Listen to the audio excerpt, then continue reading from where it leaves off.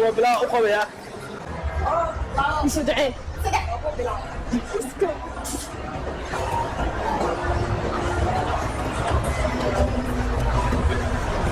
Hi sister, hi sister.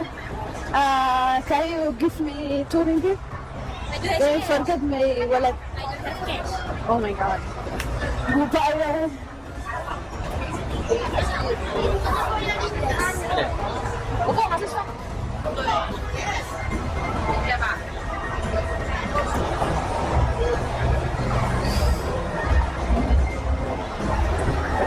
Then,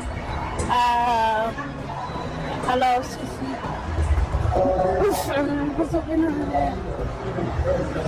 Meeshaan dad ma joogo.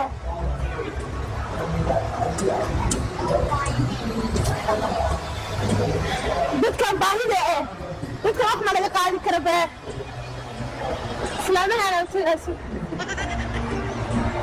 Hi sister.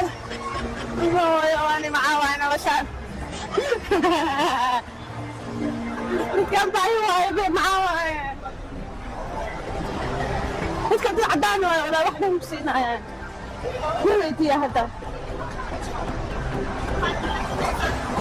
familkana kacabsanayaaye.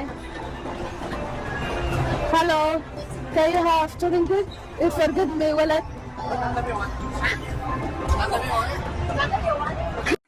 طبعا sida aragteen challenge wuxuu ahaay yani daqiiqado lagu qabanaa daqiiqadaas gudaheeda qof inuu lacag ku siiyo oo shilin intaa weydiisay ayaa laga rabaa uu ahaay sundusi wareegis dadka qaar yani waxay dhahayeen ma hayno dadka qaarna luuqadii isku fahmi waayeen oo ingiliishka ku hadlaysay alultimo yani zaaid u wareegtay labadan gabdhood ka naxeen shilinka ay siiyeen inkastoo yani inta ugu badan ee baahi sheeganay oo ma hayno ay dhahayn laakiin aan maleysiyaanka dadano intaas oo moolkaas imaadeen oo ma hayno laba shilin dhahayn waaba baahi caadi ah muuqaalkeen maanta intuu ku egyahay